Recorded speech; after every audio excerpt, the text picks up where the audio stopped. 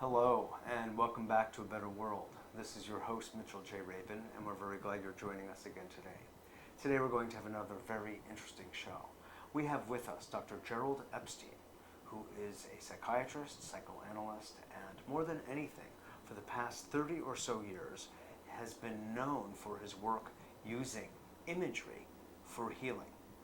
He's the author of some 5 books and more in the works, as well as this wonderful series done by Nightingale Conant on the natural laws of self-healing. This entire body of work has been born out of a very powerful experience that Jerry experienced, and he'll be speaking with us about that literally transformed his life and set him in a different direction. As many of you know who watch A Better World, we love to show how people's lives change through certain kinds of important emotional, psychological experiences, or spiritual, if you can find a difference between them. And this is a beautiful case that Jerry will be speaking of from his own personal experience of traveling along a certain path, medically trained, very conventionally trained in many respects, and then of a sudden, well, welcome to the show, Jerry. Howdy. Good to see you. So, how did you get involved in this line of work? Well, you know, I had the good fortune to meet a woman who became my teacher. In 1974, I was in Jerusalem on an entirely different tack. I went because I had created a journal called the Journal of Psychiatry and Law, and I co-founded it with a friend of mine, and I got myself invited to Jerusalem to a major hospital because the head of the psychiatric department was one of his area of expertise was psychiatry and law. So when I wrote to him, he said, "Sure, come," and he gave me. He was a nice Jewish boy who couldn't decide between becoming a doctor or a lawyer, and who didn't like blood so much. Right. So I went there, and during the course of it, my ex-wife and I were sitting in yoga meditation, and we wanted to find a place where we could possibly continue the practice while we were away. And there was an article in the Jerusalem Post that there was a zendo opened in the Mount of Olives where a Roshi from Japan was coming to invest the Roshi in Jerusalem with that imprimatur from the main headquarters. So we saw that, so we went to sit and so on. And one thing led to another, and I met a young man there who said he was cured of his problems in 4 sessions with that, and he'd been in psychoanalysis for 3 years, 5 days a week. But this 4th session, problems? yeah, and the depression primarily. In these 4 sessions, he was healed of everything that he wanted to accomplish in the analysis. And of course, I scoffed, and I was, doubtful that somebody could do something this quickly when I know that the work I was in took years and years and years and years and years and years and years and years and years and years and years. So, as long story short, he introduced me to the woman who was his quote therapist. But she was a spiritual master, and she just died in November at 94 3/4. Her name was Colette Abelkir Muscat. And he introduced me to her, and during the course of my 5-minute chat with her at the beginning of our relationship, I said to her, and I had a sudden awareness and insight that, he said he got better in 4 sessions by doing a work I never heard of called mental imagery, but Freud, I was trained as a Freudian analyst, gave directions to young analysts in a paper he wrote, saying to the young clinician, start the analysis by telling the patient that to see yourself on a train and to look out the window and imagine yourself on this train looking out the window and say everything you see. And I said, I was never aware until that moment. He gave the rule, that's the fundamental rule of psychoanalysis, say whatever on your mind. He gave it in the form of a image. And she said to me, a non sequitur, which of course, turned me around completely mentally and emotionally. She said to me, what direction does the train go? And I got into this mode, the analytic. I sat back, I got stiff, I was sitting back, I was tightened up, the sweat was coming out, I was perspiring. What do you mean? What is a trick question? What does she mean by that? I wonder what she means by I got to give her the right answer. And It's a Freudian yeah, koan. yeah. So I'm gripping onto the chair, and I'm sitting, and I know I got to give her an answer, but then the mind starts to go haywire. Well, every train I've been on goes a certain direction. Yeah, but but the trains in Machu Picchu, they can go up. And then I said, look, I got to give her an answer. So I said, trains, I gave her the medical answer. When they hedge their bets, they never give you certainty in a certain way. Certainty about the therapy they're giving, because that's the one that works, none of the others. But they are always uncertain in the other areas to show that they're scientists. So the answer to her was, not infrequently, hedging my bets. Most often, so I got myself a safety valve here, trains go like this. And there was a great relief and a release because I was able to, give some sort of answer. And she looked at me and she said, and if we change the axis, and she raised her arm in a vertical direction. Well, at that moment, I became filled with light. And I had a spiritual awakening. I became filled with light inside and outside. And as this being of light, there was nothing but light. And then after I recovered from that moment, I said to myself, well, I'm not a doctor again. I'm not a psychiatrist. I'm not a psychoanalyst, even though you introduced me as that. I haven't been that since that time. But whatever I was, that ever identified myself with as a doctor, a psychiatrist, psychoanalyst, gone. And I want to devote my life to this because this for me was truth. She saw the look on my face and she said, this was interesting to you, right? And I said, yes. She said, would you like to continue pursuing this? I said, of course. So I came back the next day, and that was the start of a 9-year apprenticeship where I went back and forth to Jerusalem 13 times in 9 years for varying periods of time, month, 2 months, 3 months, giving up my practice in the city and giving up everything. I gave up my analytic world. My colleagues no longer referred to me. I lost my What practice. What institute were you part of? New York Psychoanalytic, which was known and renowned as probably the best in the world at that time. So I gave up everything for that, everything, income, friends, family thought I was crazy, And so I did all of that because I had to pursue this way of spirit. Over what course of time did you give up and make this transition? Well, I did my apprenticeship for 9 years, so it went from 74 to 83, so certainly during that course of time. But it didn't happen in like a slice of a knife. It happened over the course of months. Oh, you mean or years when I lost all this? of giving up and letting no, go? No. The giving up was instantaneous. Oh, it was instantaneous. It was instantaneous. When I said I was no longer a doctor, a psychiatrist, psychoanalyst, no longer an MD in the conventional sense, because I am a healthcare practitioner. But you had your patients, right? But and they were all coming to me, and it was interesting you say that because the patients, I came on vacation, so the patients who were coming to me were talking. So they were either lying down on a couch or they were sitting in a chair and talking to me, right? So when I came back, I started to introduce this work of the image, of the natural and true language of the mind, we call it, which is mental image. And the patients said to me, I didn't come for this. I came to talk. What are you doing here? I never heard of this. What are you doing? So within the first week of coming back, first or second week, 50% of them bolted from treatment. And then the doctors in the area who were my colleagues found out what I was doing, so they stopped referring people. They started by saying, I'll refer somebody to you, but you have to promise you won't do that work. And then that led to a cessation of contact. Referrals. Yes. And so I was left without any base and without any income. But there was 50% that stayed and But wanted to do the for a work. short period of time. But once the colleagues discovered what I was doing, there were no fill-ins. In other words, I couldn't fill in the 50% that left. Right. So Except that, in other words, but the other 50% that remained, not to put too fine a point on it, were not referring others just No. by word of mouth. No. Were you seeing improvements in them? Oh, sure. Based on what Yes. they came for? Yes. And one of my first major papers I wrote was on the basis of 2 patients who I came back and did this work with who were in analysis. And I did this process of waking dream, this visionary process of the prophets with them. And essentially what it was is they gave me a night dream. And then I asked them to go back into the night dream at a significant point that they determined, because this is a work to make you free. So you don't impose anything on it. There's no touch of, quote, evil, meaning forgetfulness or authority or taking over a person's being, imposing yourself and becoming his authority and so on. So I did this work with 2 patients, and they went back into the night dreams, and within a month, concluded their analysis.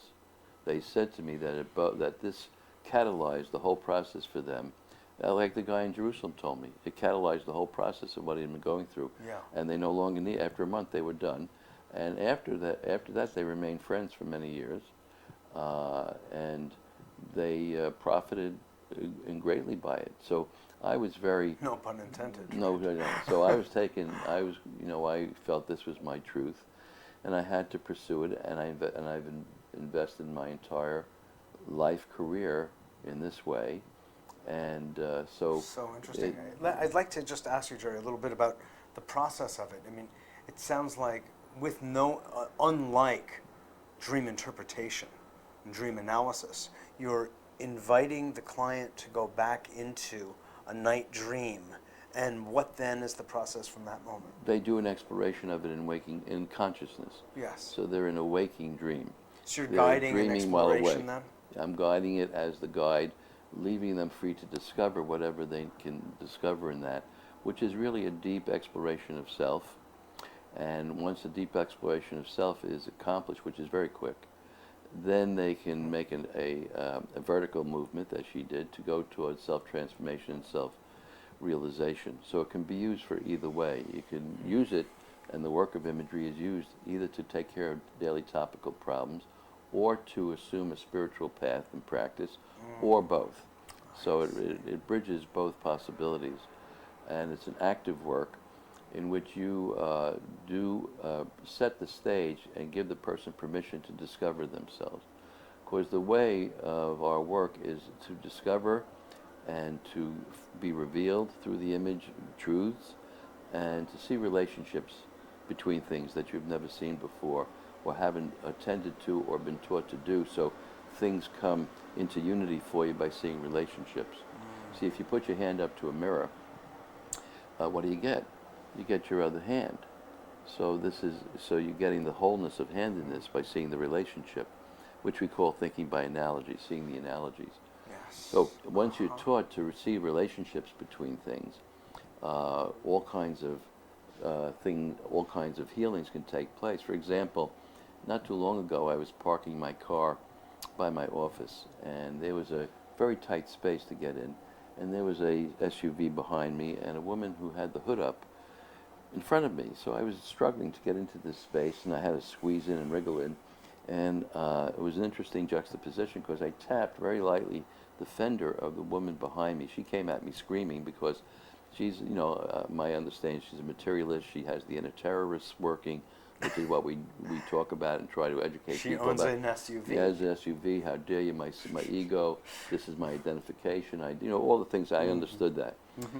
The woman in front said to me, "I'm sorry I couldn't move because I had the hood up. My battery went dead, and I've been waiting for AAA to come to give me a new battery or charge me." And I said to her, thinking relationship, because that's the way I train everybody and teach everybody that comes to me to do work as students, either to get education or training. I can do both because I have a New York State Regents chartered school authorized by the New York State Board of Regents to give certification for healthcare professionals. And I also have a general educational center for the general public called the Kabbalah of Light School. And the school... And this is located where? Here, in New York City at my office space. And the school for New York State is called the American Institute for Mental Imagery. So it's a whole training center, an educational center, and I have other people coming and teaching and so on, and my students have become faculty. So we're thinking relationship, not cause and effect. Cause and effect is the model of medicine, psychology, and science. It's a materialist model. A linear model. A linear materialistic model based on the logical, positivistic, materialistic point of view that... secularist. The physical causes the physical, for example, which is not true. It's a faulty premise. But be that as it may, Yes. I said to her, what about your battery? And she said, you mean there's a relationship? You're talking about a relationship between my car going dead and something going dead in me? And I said, yes, nothing happens by chance, spiritual point. Nothing happens, there's no such thing as random. Something happened to you, and the universe is sending something to you to show you something. It's not happening by chance. She said, well, now that you mention it, I do feel my battery internally has gone dead. In fact, I was on my way to the doctor to have a consultation with him because I've been suffering from severe asthma over the week that it's been uncontrollable, and I've been feeling very tired and logy and unable to breathe and so on. So you see how if you read the relationships, you're getting much more information about yourself. So the relationship, but you're also reading the symbolic level of physical reality. Symbol is image. See, the word symbol means to throw together. Sim, together, bowl, to throw. Simultaneous. Simultaneous, right? So what does a symbol do? It brings the invisible world together with the visible world, and it does it through an image, through a picture. So the imaginal experience, that imagery that we do, is a discovery of the relationship between the invisible world and the visible world, and how the invisible world is informing this world and the information it's giving us, so that there's a constant interplay between the two. And so we're teaching you to relate to that interplay, to realize that there's an invisible reality that's working with us and for us and helping it to inform our lives and giving us what we need if we learn to read it. Because once you learn to read it, you can use it to your own advantage. Would you say that that is the underlying pivotal principle of the relationship between the invisible and the visible? We call it thinking by analogy. Underlying pivotal principle. One of the other underlying principles is called concentration without effort, which means you focus in the moment of now, in the phenomenology, the phenomenon of the moment, without having to make a goal or a result or think it as an outcome. Why? Because you don't want to think in a conclusionary way, because once you think as a conclusion, you've made a fixed image. And a fixed image is called a graven image with the mind. That's how I've termed it. And in my book, Healing into Immortality, I have a whole chapter on how the 10 laws of balance, known in the West as the 10 commandments or the 10 precepts, relate to all of our experiences in our everyday life, and how these laws of balance have an influence as we live them or not in our life circumstance. So the second one says, don't make idols and don't create graven images. So a graven image is making a conclusion. That's inherent in graven images and making idols, bowing down before external authority, is probably from our point of view, the Western spiritual point of view, the most destructive force on the earth, because it enslaves everybody. It makes everybody a slave. And then it creates it creates institutions to be in authority, and then there are ideas to dominate and subjugate you. So in the tradition of spirit, we want to be in the world but not of the world. And so you want to be away from the seesaw of conflict that's always engendered by somebody taking this side, always engenders that side. Duality, polarity. And once you make the fixed image, you're working in mirage and illusion. You see, because you're future talking. You're talking about something that doesn't exist. A conclusion is always about something that doesn't exist. It puts an end on it. You can't investigate anymore. So you go to a doctor and you say, look, I'm not breathing well, I'm coughing, and and I got pain in my chest. And he said, well, let's take a sputum culture and we'll do an X-ray, and I'll listen. And I hear bubbles in your lungs, and and I took the X-ray, and you have, I see you have pneumonia, and I did the culture, and I see that there's a pneumococcus. There's a bacteria here, most common cause of pneumonia. And I got to tell you, Mitchell, the cause of your pneumonia is the bacteria. That sounds very reasonable. That's the cause and effect system. The physical causes the physical. And you say, but Doc, I meant to tell you last week, my cat died, my wife left me, I lost my job, and my stocks fell through the floor. And I've been crying like crazy, and I've been really having trouble breathing to accept all this. I don't want to hear about that. I told you what the cause is. And so it leaves out of account all of these relationships, and how the universe is playing a role to have you alert you to looking at your life and investigating what's going on with all of that. And then in addition, he said, take this antibiotic. And you take the antibiotic and you say, Doc, you took the antibiotic for a week and I feel better. And he says, yeah, because it's the antibiotic that cured you. And Mitchell says to the doctor, oh, I thought it was God. I thought that God was the healer, because I read in the Bible that God said, if you follow my commandments and you do my spiritual teaching and you do the practice, I promise you I won't inflict the diseases on you that I'm inflicting on the Egyptians, for I'm the healer. You see? So then you find, and then Mitchell says, that God was wrong and the doctor was right. Right, right. You see? That sounds like a Woody Allen joke, too. Right, right. So what happens? You begin to extol the doctor. He's the one that did it, and it's not only there in the material world that it happens. It also happens, as you know, in the New Age world. The healer says, "I healed him." Exactly. Right. So they're taking over the freedom of the individual who has made his own way in relationship to his invisible experience and the forces that are coming to bear for him. Exactly. So very true. Yes. So we are determining to give you freedom, to help you find the power in yourself, which is to be able to knowingly participate in your own change, to be aware, to make choices, and to find your freedom. So we give you the tools and techniques to do that.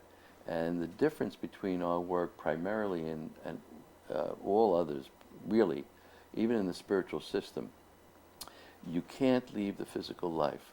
In fact, you have to use your physical life as the point upon which prompts you to do the practice.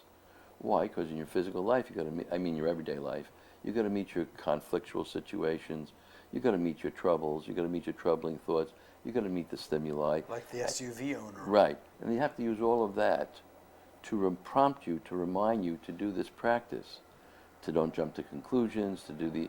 A woman was coming to. How did you deal with her, by the way? Well, look, a student was coming to see me.